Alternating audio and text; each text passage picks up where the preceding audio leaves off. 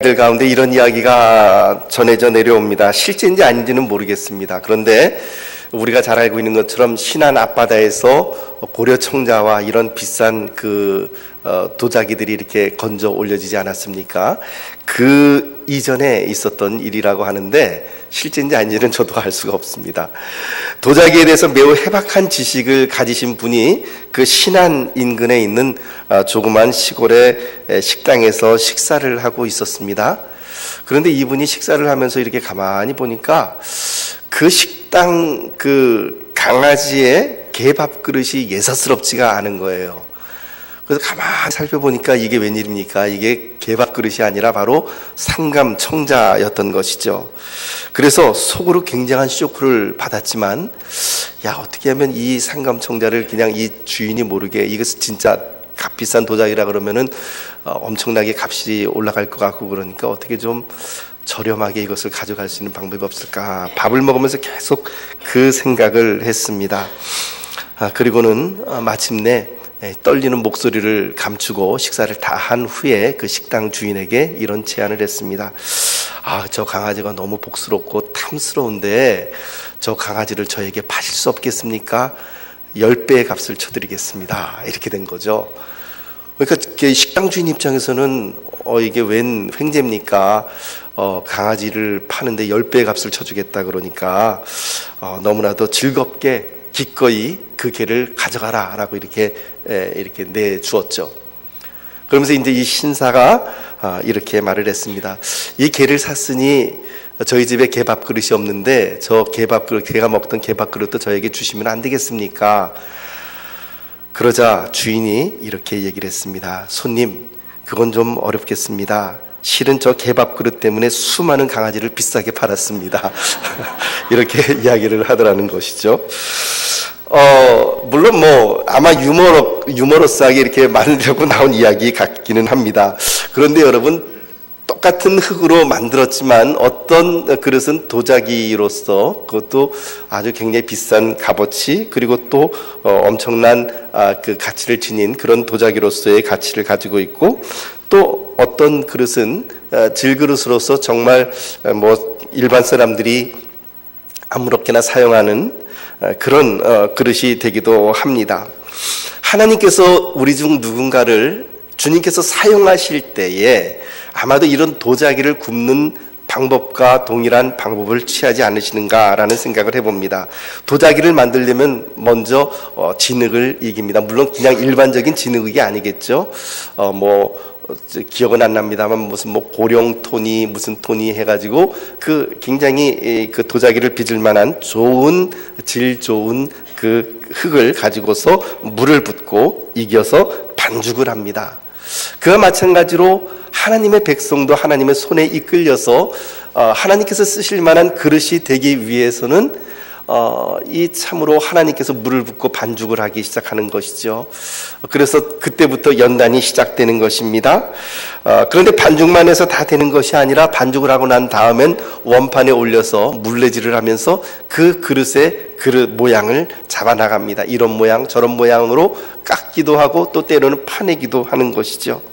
이처럼 하나님께 연단을 받을 때는 때로는 내 모습이 깎이기도 하고 파이기도 하고 그렇게 하나님의 손에 이끌려서 모양이 완성이 되어 나갑니다.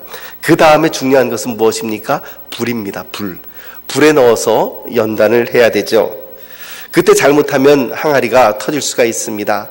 그러니까 불의 온도가 잘못되거나 혹은 시간을 너무 오래 끌거나 혹은 그 항아리에 이 반죽을 잘못하게 되면 항아리가 터질 수가 있죠. 그런데 이렇게 일단 초벌을 통해서 불에 일단 구워져서 나온 그릇이 있으면 그 다음에는 거기다 색칠을 하고 다시 또 구워냅니다. 이렇게 해서 성공된 그릇, 잘 완성된 그릇은 주인이 쓰기에 합당한 그런 도자기가 되기도 하고 또 때로는 아주 중요한 그런 토기가 되기도 합니다. 이처럼 세상에도 두 종류의 사람들이 있는 것 같습니다. 첫 번째 종류의 사람은 하나님의 손에 이끌려서 하나님의 손에 붙들려서 연단받고 하나님께서 쓰시기에 합당한 그런 그릇이 되는 사람들이 있는가 하면, 또 다른 종류의 그릇은 하나님의 손이 아니라 세상의 손에 의해서 붙들림 받아서 자기 멋대로 제멋대로 살아가는 싸구려 그릇 같은 그런 사람들도 있습니다. 예수님은 우리를 하나님의 솜씨로 빚으셔서 아주 볼품없는 진흙덩이에서 최고의 도자기로 만드시는 분이십니다. 저는 여러분들의 인생을 하나님께서 또 그렇게 멋진 도자기와 같은 인생으로 만드실 줄 믿습니다. 그런데 그렇게 되기 위해서는 반드시 통과해야 하는 절차가 있죠. 뭐라고요? 불입니다. 불. 연단돼야 되고 또 때로는 반죽되어야 되는 것입니다. 그렇게 불을 통과한 사람들, 하나님께서 우리들에게 허락하여 준 고난을 통과한 사람들은 그 삶 가운데서 매우 좋은 열매를 맺게 됩니다. 마태복음 12장 33절 말씀은 그래서 우리들에게 이렇게 선포합니다. 마태복음 12장 33절 말씀 같이 읽어볼까요? 시작. 나무도 좋고 열매도 좋다 하든지 나무도 좋지 않고 열매도 좋지 않다 하든지 하라. 그 열매로 나무를 아느니라.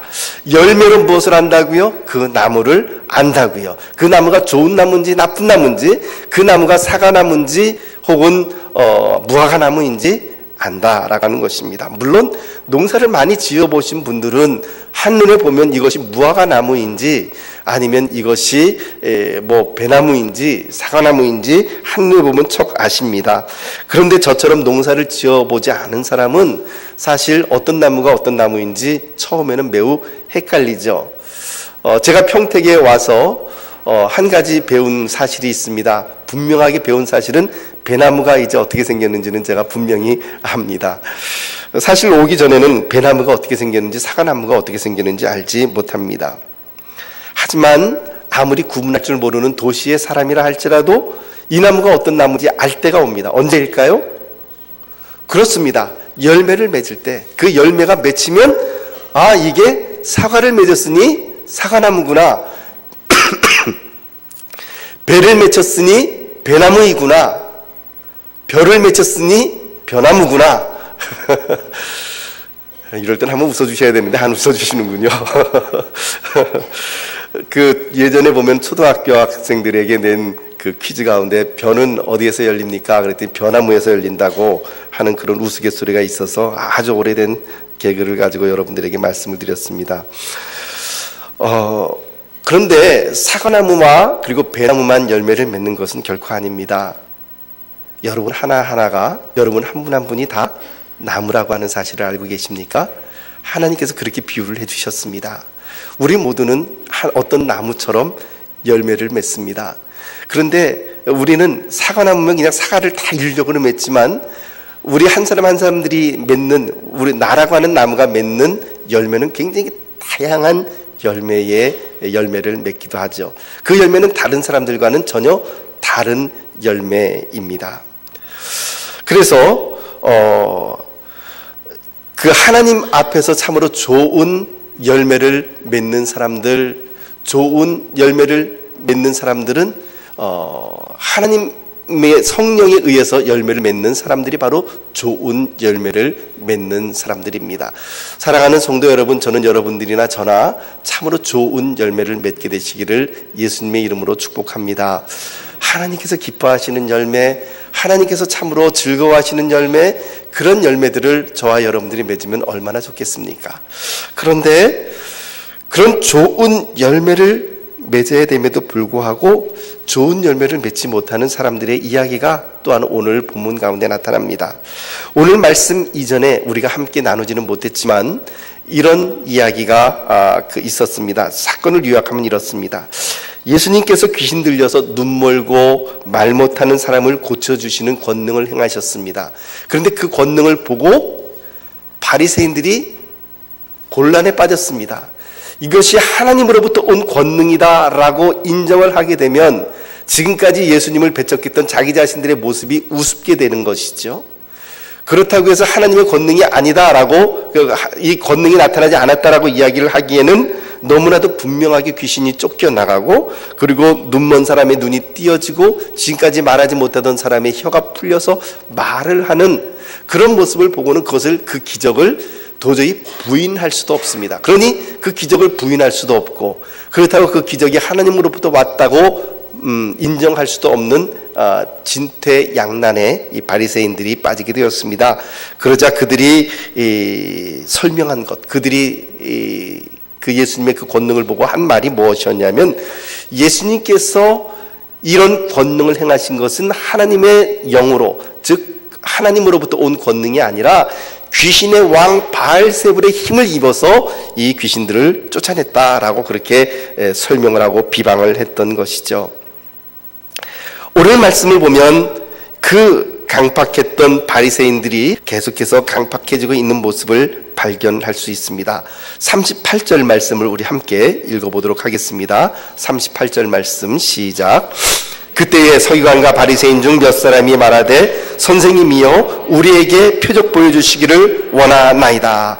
성령의 사건을 악령의 사건이라 악평했던, 비판했던 그들이 벼랑간 선생님이여 라고 아주 부드럽게 예수님을 부릅니다. 그리고는 표적을 보여달라고 말을 합니다. 이것은 부드러운 말이 아니라 사실은 교활한 말이죠. 왜 그들이 표적을 보여달라 그랬습니까? 왜 지금까지 보여주었던 그 수많은 표적들을 보고는 그들이 인정을 하지 못하는 것입니까? 예수님은 이미 안식일에 손 마른 자를 고쳐주셨고, 그리고 귀신 들려 눈 멀고 벙어리 된 자를 고쳐주셨습니다. 이미 표적을 보여주셨습니다. 그럼에도 불구하고 그들은 또 다른 표적을 요구하고 있는 것이죠. 무엇입니까? 그 표적을 통해서 또 다른 표적을 보여달라고 한다면 그 표적을 통해서 무엇인가 거기에서 또 예수님을 책잡고, 그리고 또한 그 표적을 통해서 보여주신다면 내가 당신이 하나님의 아들인 것을 믿겠습니다 라고 말을 하는 것이지만, 그러나 그것은 하나님을 속이고 자기 자신을 속이는 것에 불과합니다. 보아도 그들은 눈을 감았습니다. 들려도 귀를 막았습니다. 어떤 표적을 보여주어도 인정하지 않았습니다. 여러분, 마음속에서 이미 누군가 다른 사람에게 마음의 문을 닫아버린 상태에서는요, 그 사람이 어떤 말을 하든, 그 사람이 어떤 선한 행동을 하든, 어떤 선한 말을 하든 인정을 하지 못합니다. 그것은 아마 여러분들께서 인간관계에 있어서 그런 경우를 많이 체험해 보신 줄 압니다. 마음속에서 이미 상대방의 마음을 닫고 꼬투리를 잡으려고 속으로 독을 품고 칼을 갈고 있는 사람에게는요, 어떤 선한 말을 한다 할지라도 먹히지를 않습니다. 그는 항상 타인이 실수하기를 기다립니다. 실수하는 그 즉시 공격을 하고 그 실수를 파고들어서 그 사람을 파괴해버립니다. 결코 사랑의 사람은 아닌 것이죠. 그런 좋은 열매를 맺지 못하는 이 바리새인들의 이런 모습, 선생님이여 우리에게 표적 보여주시기를 원하나이다. 무엇인가 다른 정말 커다란 표적을 우리에게 보여주신다면 우리가 당신이 메시아이신 것을 믿겠습니다 라고 이야기하는 듯하지만, 그러나 사실은 예수님께서 심지어는 죽은 자를 살려주시지 않으셨습니까? 나사로를 죽은 지 나흘 만에 이미 그 시체가 썩어 냄새가 나지만 그때 예수님께서 그를 살려주셨지만, 그것을 보고도 유대인들이 믿지 않았던 사람들이 유대인들입니다. 그런 불신의 사람들, 그리고 기회를 봐서 파괴해버리려고 하는 그런 사람들을 향하여 예수님께서는 이렇게 말씀을 하십니다. 39절 말씀 같이 읽어볼까요? 39절 말씀 시작. 예수께서 대답하여 이르시되 악하고 음란한 세대가 표적을 구하나 선지자 요나의 표적밖에는 보일 표적이 없느니라. 그 세대를 일컬어서 악하고 음란한 세대라 라고 그렇게 주님께서는 말씀하셨습니다. 음란하다라고 하는 말이 하나님과의 관계에서 쓰였을 때는요, 보통 우상 숭배와 하나님을 배신하는 것으로 나타납니다. 왜냐하면 구약의 그 우상 숭배의 모습들을 보면 항상 우상 숭배에는 무엇이 같이 따라가냐 하면 음란함과 그리고 혼음과 그런 그 잘못된 성관계가 그렇게 같이 따라다니기 때문에 그렇습니다. 그래서 음란하다라고 이야기를 할 때는 그것이 특별히 하나님과의 관계에서 이야기를 할 때는 하나님에 대한 배반과 우상 숭배를 의미하게 되는 것이죠. 예수님은 바리새인들과 이 서기관들의 질문에 대하여 그 요청에 대해서 이렇게 말씀을 하십니다. 요나의 표적밖에는 내가 너희에게 보여줄 것이 없다라고 말씀하십니다. 요나의 표적이란 무엇입니까? 이미 여러분들께서 성경을 읽어서 아시겠지만 요나는 니느웨에 가서 회개의 말씀을 선포하라고 하는 하나님의 말씀을 듣고 욥바로 내려가지만 욥바에서 니느웨로 가는 배를 타는 것이 아니라 일부러 피해서 다시스로 가는 배를 탑니다. 반대 방향으로 가는 것이죠. 왜 그렇습니까? 이방인 니느웨에 가서 회개의 말씀을 선포하기 싫다는 것입니다. 그들이 회개하고 하나님께로 돌아오는 것을 보기 원하지를 않는다는 것이었죠. 결국 요나의 불순종으로 인하여서 바다에 풍랑이 일어나고, 그리고 요나는 바다에 빠지게 됩니다. 바다에 던져지게 되고, 그 요나를 누가 삼키죠?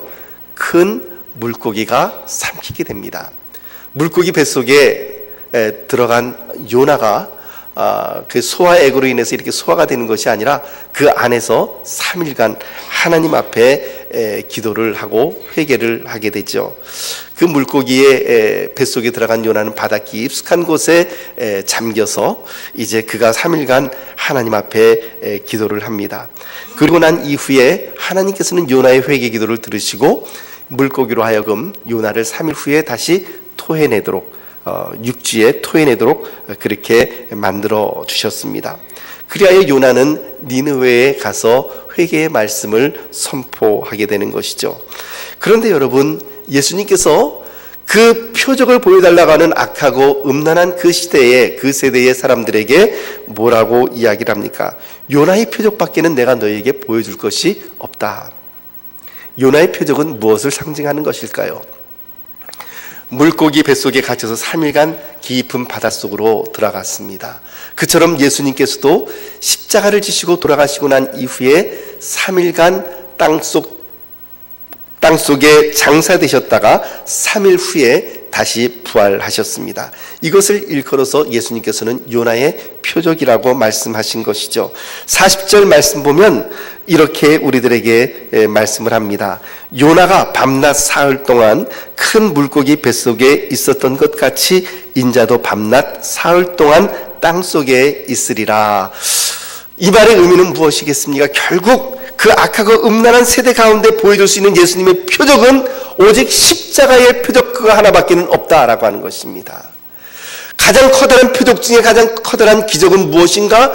하나님이신 예수 그리스도께서 십자가를 지시고 십자가에서 피를 흘리시고 죽으시는 것, 그래야 땅속에 장사되시는 것, 그것이야말로 가장 커다란 표적이라고 말씀하시는 것이죠. 어찌 보면 그것이 무슨 놀라운 표적이냐고 말을 할 수 있을지 모르겠습니다만은 그것이야말로 가장 예수님께서 말씀하시는 가장 커다란 표적이었습니다.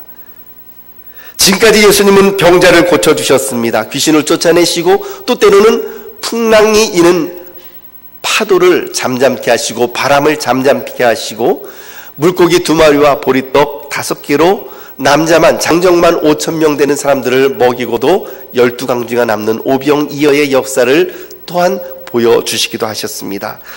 우리가 이미 살펴보았던 것처럼 한쪽 손 마른 사람을 안식일에 고쳐주시기도 하셨습니다. 심지어는 죽은 나사로를 죽음 가운데서 다시 살려주시기도 하셨습니다. 이처럼 놀라운 기적들을 많이 행하셨지만 그 모든 기적들보다도 더 커다란 기적, 그리고 그 모든 기적들보다도 가장 이 악하고 음란한 세대에게 보여줄 수 있는 표적이라는 것은 바로 예수 그리스도의 십자가밖에는 없다라고 하는 것을 말씀을 하고 있는 것이죠.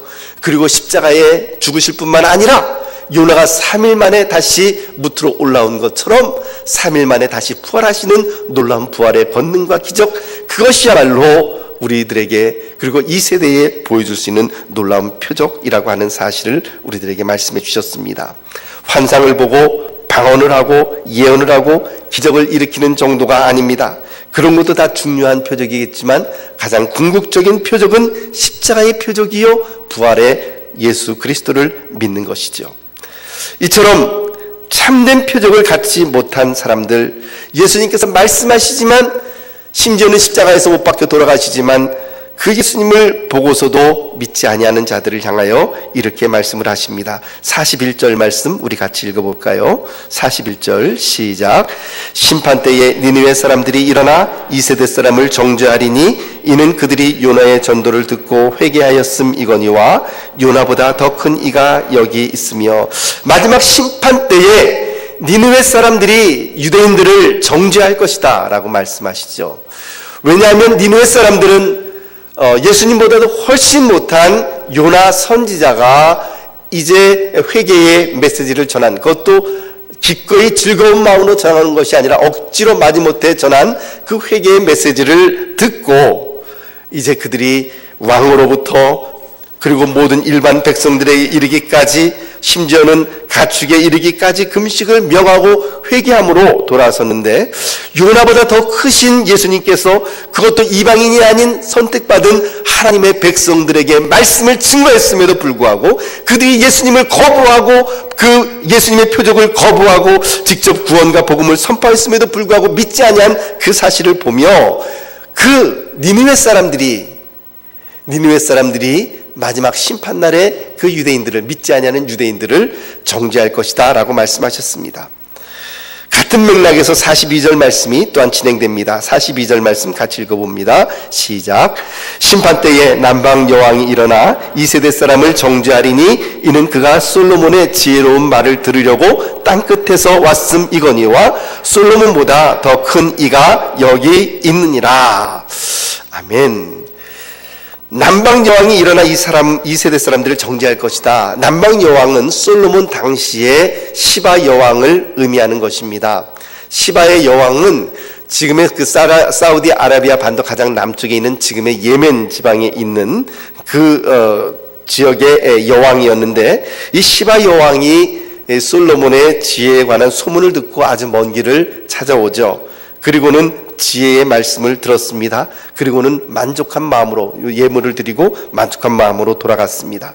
그런데 여기 솔로몬과 감히 비교할 수 없는 참 지혜 그 자체이신 예수 그리스도께서 지혜의 말씀, 진리의 말씀을 유대인들에게 전했음에도 불구하고 듣지 않는다면 마지막 심판 때에 시바 여왕이 너희들을 정죄하지 않겠느냐라고 하는 말씀입니다. 솔로몬의 지혜에 탐복하고 돌아갔던, 그의 지혜를 얻기 위해서 먼 길을 왔던 시바 여왕이었다면 오히려 지금 너희들에게 내가 와서 말씀을 전하는데도 불구하고 너희는 이 지혜의 말씀을 받아들이지 않는구나 라고 하는 질책의 말씀이 바로 이 예수님의 말씀입니다.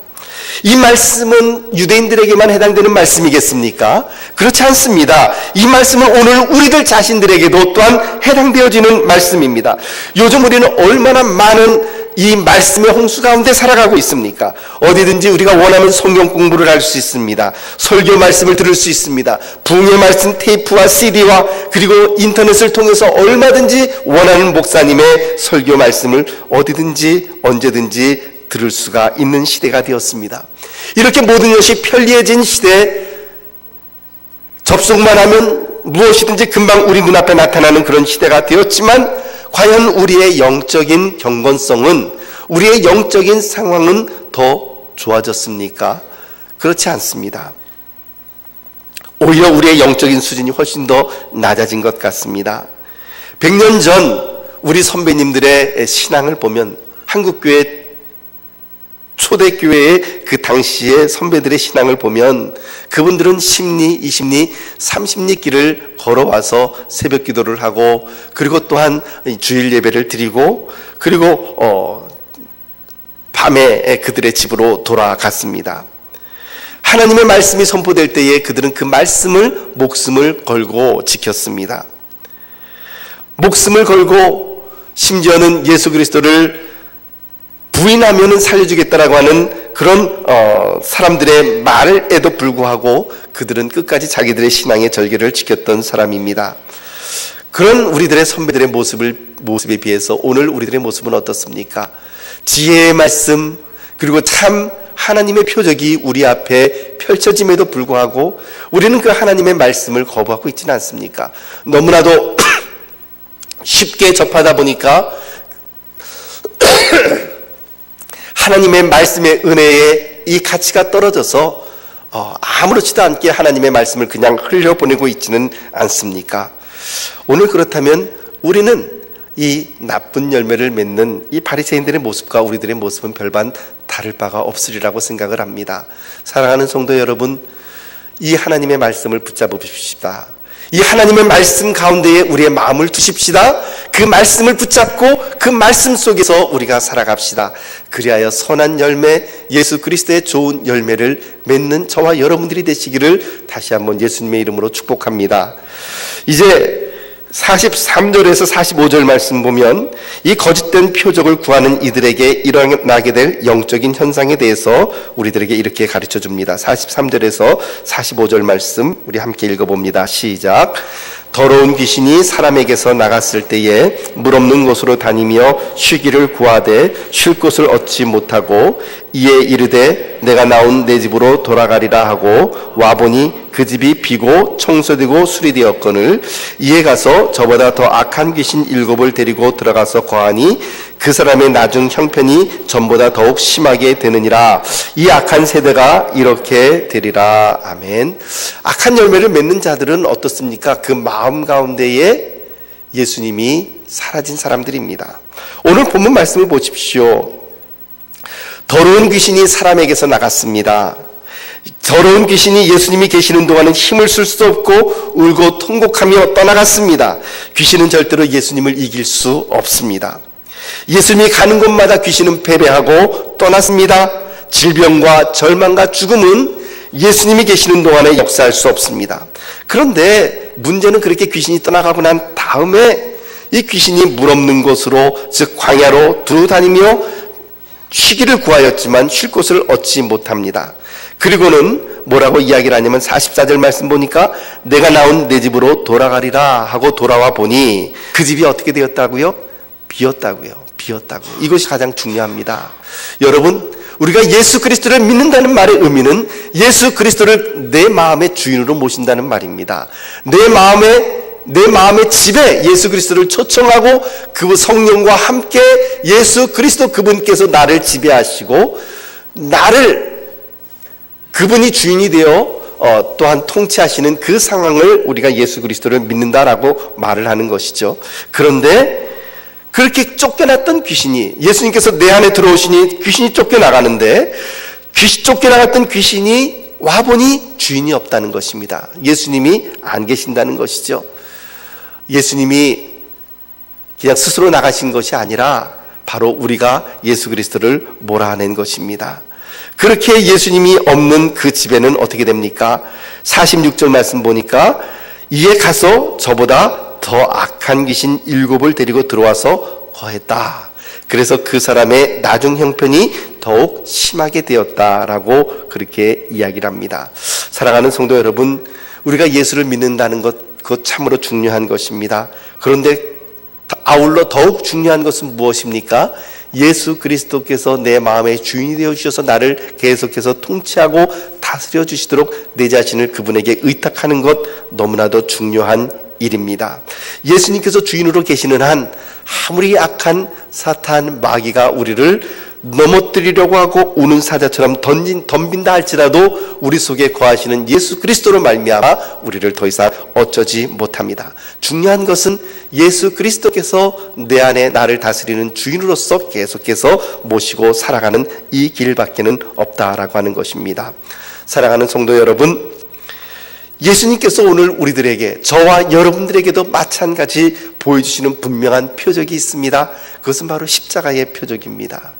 하나님이신 그분께서 친히 피를 흘리시고 십자가에서 죽으셨습니다.